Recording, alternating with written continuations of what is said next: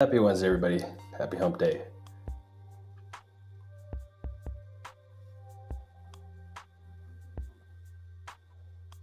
Hope everybody's doing well.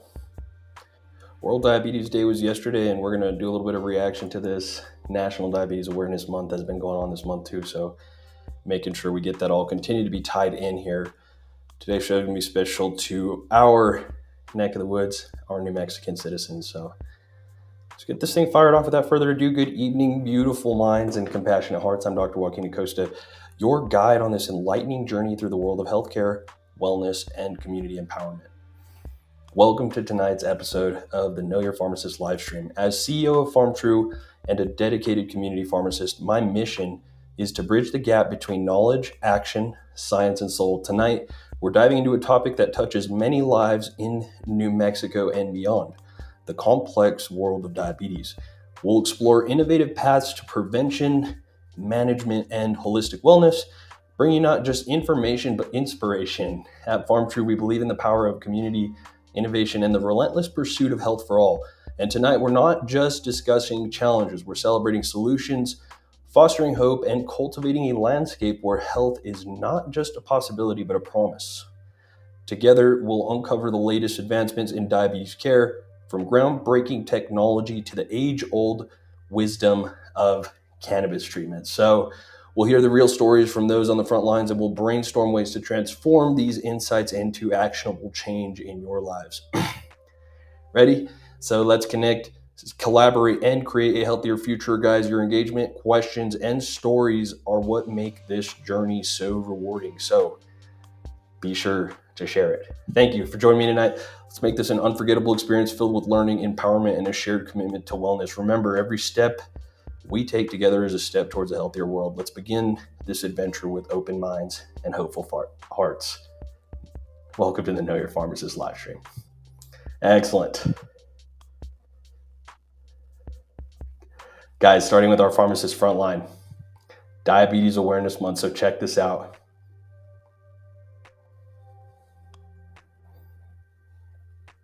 World Diabetes Day, New Mexico Diabetes Awareness Month. So we shared a little bit of this about New Mexico's diabetes prevention and control program.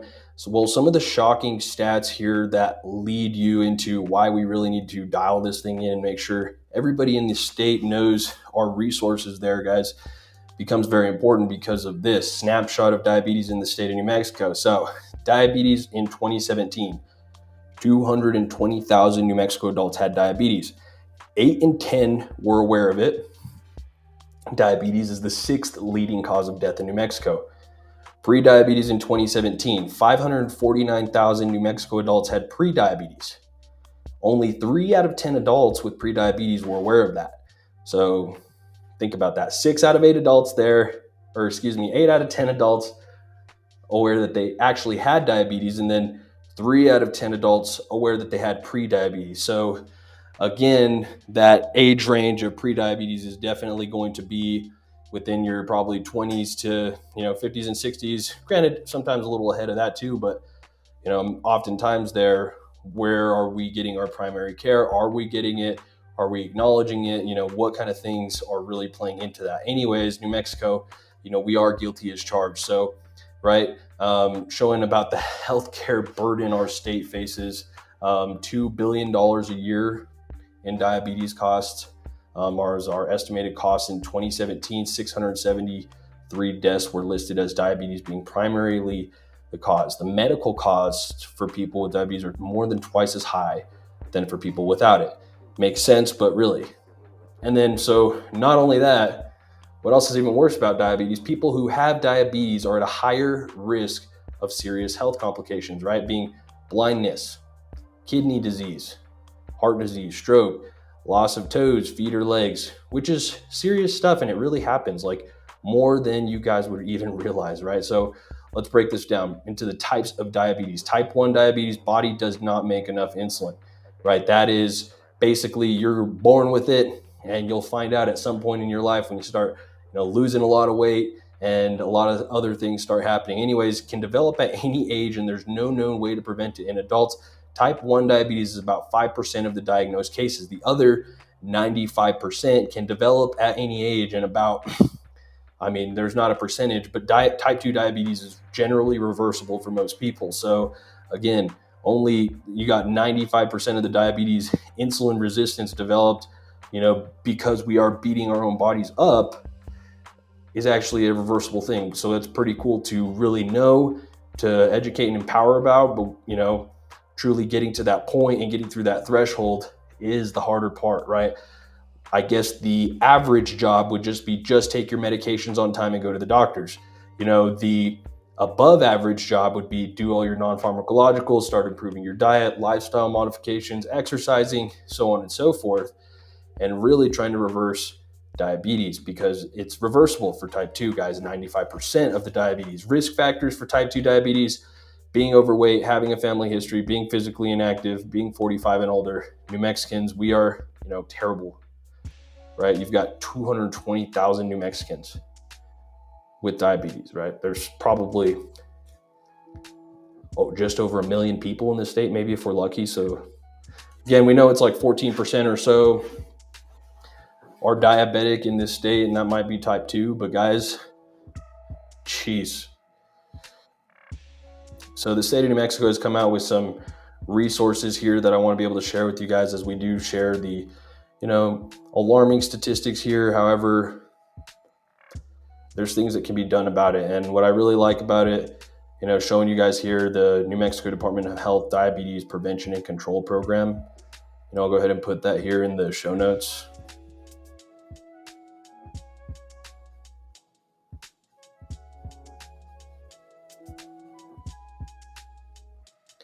Good resources for our state. And the thing that I really like it, obviously their goals here: prevent or delay diabetes, prevent complications, disabilities, and burden associated, advance health equity to improve health outcomes and quality of life among all New Mexicans. I mean, think about it there, guys. Not only are we wasting dollars, but we're truly wasting lives by not, tackling it the right way and addressing it the right way within our communities. Everybody's suffering. So that just turns into this compounding effect. And we don't want that, right? So looking at that, going to lead into the next section here: our Path to Health New Mexico Tools for a Healthier Living. So they script this out. Their goals and the benefits to this program are going to be, right, increased confidence and self-management skills in participants, improved health benefits and quality of life among participants. Programs can prevent or reduce the risk of chronic health conditions. Programs are multicultural in adults of all ages, right? So again, all these programs include National Diabetes Prevention Program, Kitchen Creations, Chronic Disease Self-Management Program, Tai Chi for Arthritis and Falls Prevention, Tai Chi Quan, Moving for Better Balance, a Matter of Balance, managing concerns about falls, Otago, Physical Therapy Program, 4 months for older adults with fall risk, Walk with Ease, Arthritis Foundation Program, proven to reduce the pain of arthritis and improve overall mental health. The YMCA's Blood Pressure Self-Monitoring Program, 4-month program designed to help adults with hypertension lower and manage their blood pressure. So again, the value of actually referring patients to these programs can train patients in self-management skills that complement clinical care and disease-specific education delivered by healthcare professionals. So very, very important that is, shared out there. Sorry about there, Glenn, about the picture. Let me see if I can get you much of a zoom. I've got the website tagged in here, and I do apologize on that, but again, that's it right here, newmexicohealth.org, about reading this program, right? So it puts you in there and the benefits of these programs. I'm going to take you in here, the Path to Healthier Living program, and the whole different things that they have in there. You can go through, specifics to diabetes in their programs, preventing diabetes. Granted, there's preventing falls, self-management. The diabetes self-management program is the one I'm going to, show here. I like it. It's got you can find your classes and do the whole thing and refer out. The classes are small group workshops, 2.5 hours session, one session every 6 weeks, right? So good resources for them, good resources for people there, to jump into. And we're going to look at an example of one of these programs that is kind of obviously wrapped up on that, the Kitchen Creations program. So going to look at one of the success stories coming out of this program because it's, interesting and relatable to a lot of our people in our community. So let's play this video.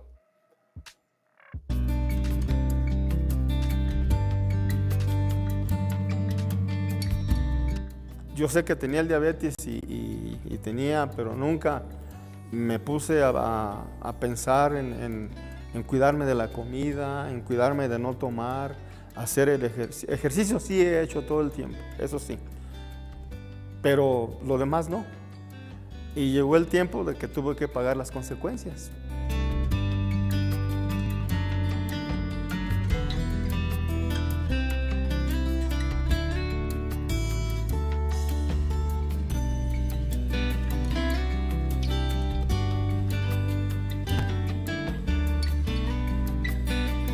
Me enteré fui a una plática con la doctora Irma Dávalos, de especialista en diabetes, nutricionista, y me dijo de las clases de cocina. Y yo dije, bueno, pues ¿por qué no? Las voy a tomar. Y estoy muy agradecido porque fíjese que tanto escuchar y leer y ver, ahora sí aprendí, porque ya lo estoy haciendo, a manejar mis raciones, a manejar la sal, por ejemplo. Ahora, afortunadamente he tenido yo el tesón de tratar de mantener mi azúcar bajo control. Y estas clases, todo lo que he tomado después de esos 6 meses, no se imagina lo que me ha servido. Diario, camino 2 millas o 45 minutos. Y tratando ahora sí de comer sano y con las medidas necesarias. He aprendido también a manejar la sal. Todo es gratis, no cuesta nada. Todas las pláticas, todo parece que no, pero es muy interesante. Aprende uno muchas cosas. Y por ejemplo, la nutrición, que es importantísima para nosotros, las personas que padecemos esta enfermedad. Y si logramos controlarnos, pues qué bendición, ¿verdad? Sí se puede.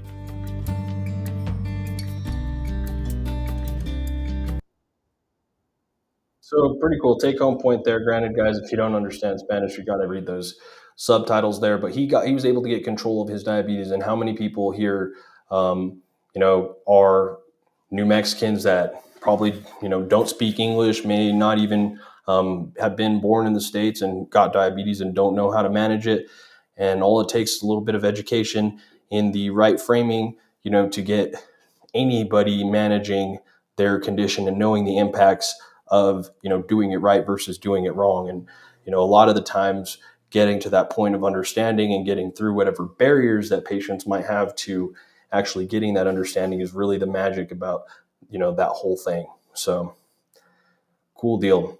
So that's the Paths to Health New Mexico, and basically they've got a whole bunch of resources, guys. I hope that us during Diabetes Awareness Month do have people that we can refer to this and understand that. Very good program to completely understand here. So looking at the New Mexico Diabetes Prevention Action Plan here, let's take a look.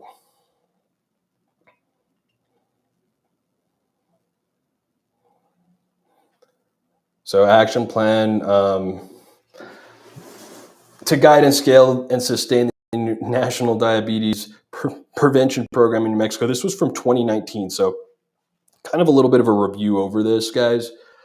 I think interesting to see where we came in the last 4 years with this. I mean, granted, right in the middle of right where COVID starts becoming a thing in here, it obviously creates probably a little bit of interruption there in the headway for this case. But again, the Diabetes Action Prevention Plan here in the state of New Mexico, looking at it, in New Mexico, about 549,000 out of 1.6 million are estimated to have pre-diabetes, right? Only 3 in 10 adults with pre-diabetes are aware of the condition, as we talked about, although 15 to 30% of them will develop type 2 diabetes within 5 years if no intervention occurs. So, the framework of the program was awareness, increase awareness among decision makers about pre-diabetes, the national DTP, the related Medicare Diabetes Prevention Program, and the evidence behind the CDC recognized lifestyle change programs. So, right, whether it's English or Spanish, getting that information out there. Referrals, adapt systems to screen, test, refer, recruit, and retain sustainable programs. So a lot of those times, have those people been screened? When was the last time they were? How do you actually get someone to get doctor and get that workup? Actually getting that first workup may be sometimes the hardest cliff to climb there for some of these patients in our community. Education, right? Educating the public about risk, educating the workforce about how to identify and refer patients to local programs, and train lifestyle coaches to utilize systems and deliver the program. So by doing that, you can increase and expand access. And again, eventually, hopefully, we can get to a point of really getting our diabetes numbers down in the state, because, we're just a little bit smarter than we were before, and, a little bit more aware. And, it's really interesting how that can go a long way. And so when it comes to cannabis, guys, I do want to discuss this in our Herbal Wellness Corner. And guys, we've talked about it before, a study that talked about cannabis and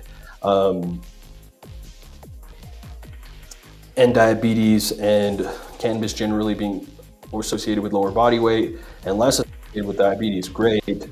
Well, this is a different study talking about cannabis use in adults and adolescents with pre-diabetes or with diabetes, excuse me. And what I want to, caution about, that I think is an important thing to discuss here, is that, again, the summary of the research here found that, again, diabetes or recreational cannabis use, and this is recreational, right, suggests it may negatively impact diabetes metabolic factors and self-management behaviors.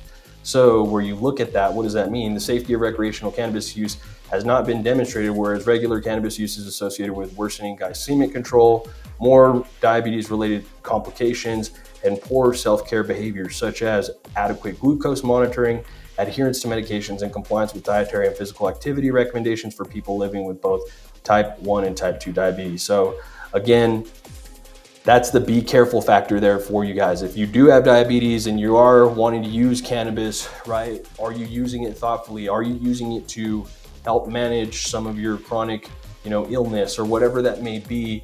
If you're using it recreationally, then yes, you got to be cautious about the fact that it may make you, a little less adherent. It may make you remember to take your medication on time, or lackadaisical about that. Or the same thing with, glucose testing and things like that. So, you don't want to attribute it to the cannabis, but again, where you start looking at that over time, could cannabis use perhaps sway somebody if they're using it recreationally and not medically? Because if you're, thinking about it, and how does somebody get in the mindset of, I'm using this medically or recreationally? Like, well, if you're managing your medical chronic symptoms, you're probably managing your body as a whole. Ideally, we would hope so, right? If you were just managing your recreational status use of, I want to be stoned, that's all you're thinking about. So you're not really looking at it as a medicine. And when you're looking at it that way, it's a careless, thoughtless process. And then all of a sudden you go into using, a drug that might inhibit a little bit of your short-term memory there, so on and so forth. But again, this is all person specific. This is not anything that is one way or another. So some people, it just, associating here with these adolescents and adults in Canada with this one study, I think it's something worth acknowledging here, especially because there's still so much to be found out. Maybe we're going to find some perfect phytocannabinoid someday that's going to be the absolute phytocannabinoid for, diabetes, right? Maybe it is, THCV, THCA, or whatever, CBDA, any of these things, but we don't really know that. We don't know how to use it for that yet.